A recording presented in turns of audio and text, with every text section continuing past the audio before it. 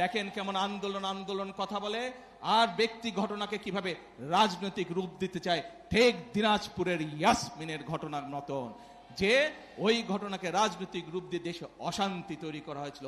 172 দিনের হরতাল ডাকা হয়েছিল, মনে আছে নিশ্চয়ই আপনাদের।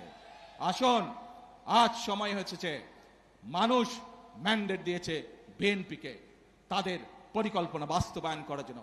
এই ষড়যন্ত্রকারীদের বিরুদ্ধে আপনাদেরকে সজাগ এবং সতর্ক থাকতে হবে, কারণ তাদের অতীত ইতিহাস বলে দেয় যে কতবার দেশ স্বাধীনের পরে, দেশ স্বাধীনের আগের শুরু থেকে তারা কতবার চেষ্টা করেছে দেশের মানুষকে বিভ্রান্ত করতে।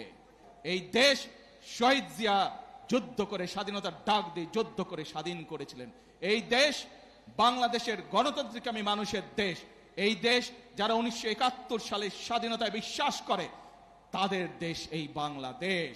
কাজে আসুন আমরা সেই কাজ করব, অর্থাৎ করব কাজ, গর্ব দেশ, সবার